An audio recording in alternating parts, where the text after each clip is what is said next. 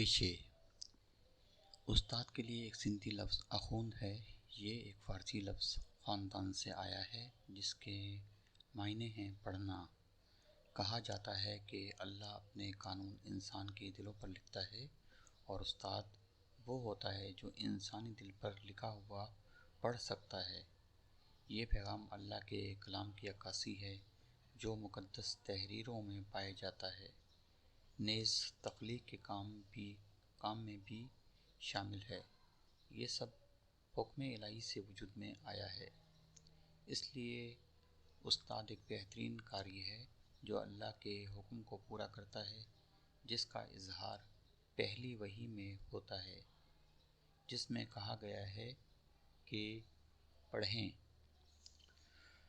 استاد وہ ہے جو اللہ کے الفاظ کو پڑھنا جانتا ہے، چاہے وہ انسانی دل پر لکھا ہو، مقدس کتاب میں یا فطرت میں۔ لہٰذا ہماری اپنی زبان میں ایک لفظ اخوند موجود ہے جو کہ استاد کی حیثیت اور وقار کا بہترین اظہار ہے۔ اتنے اعلیٰ مقام کا تقاضا ہے کہ استاد اس کے زیادہ سے زیادہ لائق ہونے کی کوشش کرے۔ ایسا کرنے کے لیے ایک استاد کئی ذاتی اور پیشہ ورانہ خوبیوں کو پروان چڑھاتا ہے۔ اس بات سے معلوم ہوتا ہے کہ کیوں مشرق میں لوگ ہمیشہ اساتذہ کا بہت زیادہ احترام کرتے ہیں، انہیں مقدس سمجھتے ہیں۔ ایک استاد کا پہلا اور سب سے اہم معیار یہ ہے کہ وہ اس پیشے سے محبت کرتا ہے اور اس کی قدردانی کرتا ہے۔ اسے طلباء کی فلاح و بہبود اور ترقی کو ترجیح دینی چاہیے اور ان کے مفادات کو اولین مقام پر رکھنا چاہیے۔ وہ انسانوں کے لیے ایک خوف اور احترام رکھتا ہے۔ وہ اس کے ساتھ معاملہ کرتا ہے کیونکہ اللہ کا قانون ان کے دلوں پر لکھا ہوا ہے۔ اساتذہ قدرت کے عجائبات کی تعظیم کے ساتھ بات کرتے ہیں کیونکہ وہ اللہ کے حکم سے وجود میں آئے ہیں۔ وہ مقدس تحریروں پر غور کرتے ہیں جو ہمیں زندگی کے معنی اور اسے مکمل طور پہ جینے کا طریقہ بتاتی ہیں۔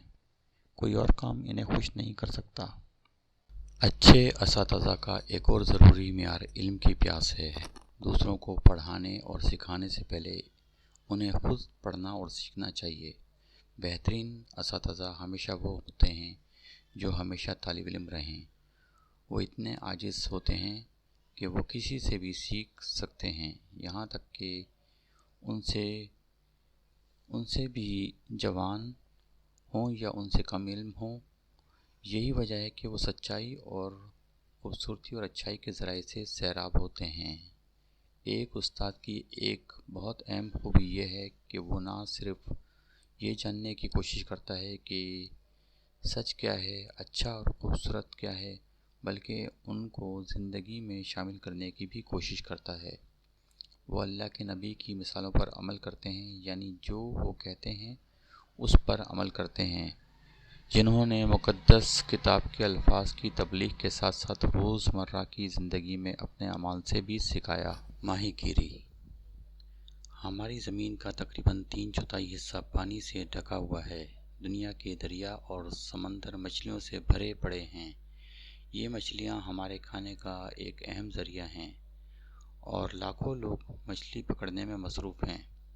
یہ صرف ایک مشغلہ ہی نہیں بلکہ ایک پیشہ اور پھلتی پھولتی تجارت بھی ہے۔ ماہی گیر بعض اوقات اپنی چھوٹی کشتیوں میں انفرادی طور پر کام کرتے ہیں اور بعض اوقات گہرے پانیوں سے مچھلی پکڑنے کے لیے ضروری مشینری کے ساتھ بڑی کشتیوں پر مل کر کام کرتے ہیں۔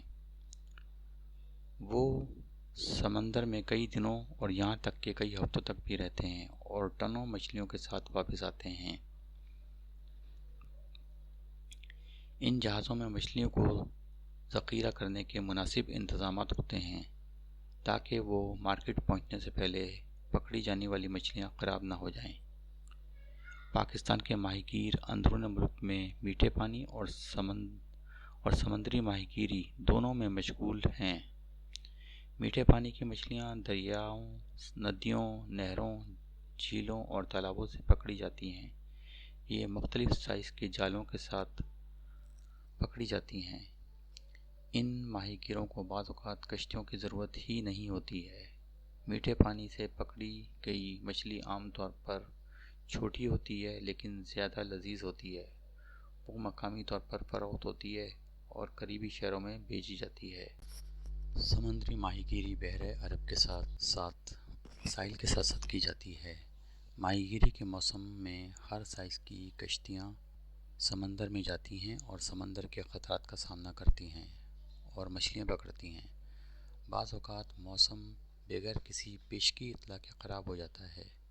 یہ کشتیاں پھر طوفانوں کے رحم و کرم پر ہوتی ہیں اور طوفان کے سامنے وہ بے بس ہوتی ہیں۔ حکومت اب مچھلی کی صنعت کو بہتر بنانے اور جدید بنانے میں گہری دلچسپی لے رہی ہے۔ ماہی گیروں کو بڑی اور بہتر کشتیاں اور ٹرالر خریدنے کے لیے قرض دیا جاتا ہے تاکہ وہ ساحل سے دور اور گہرے پانی میں جا سکیں۔ اچھے معیار کے ماہی گیری کے جال کم قیمت پر دستیابی کو ممکن بنایا جا رہا ہے۔ مچھلی کی بندرگاہیں اور مچھلی منڈیاں قائم کی جا رہی ہیں۔ ساحل اور ساحل سے باہر جزیروں پر موسمی اسٹیشن بنائے گئے ہیں تاکہ ماہی گیری کی کشتیوں کو طوفان سے خبردار کیا جا سکے۔ کچھ کشتیوں میں اب وائرلیس ریسیورز بھی لگائے گئے ہیں۔ کراچی میں فشریز ٹریننگ انسٹی ٹیوٹ اور فشریز ٹیکنالوجی لیبارٹری بھی قائم کی گئی ہے۔ کئی ضمنی مصنوعات مچھلی سے حاصل کی جاتی ہیں، مثال کے طور پر گلو، فرٹیلائزر اور جگر کا تیل۔ ماہی گیری ہماری اہم صنعتوں میں سے ایک ہے، لیکن دریاؤں اور سمندر میں پھینکا جانے والا کیمیائی فضلہ اور تیل میٹھے پانی اور سمندری حیات کو نقصان پہنچا رہے ہیں۔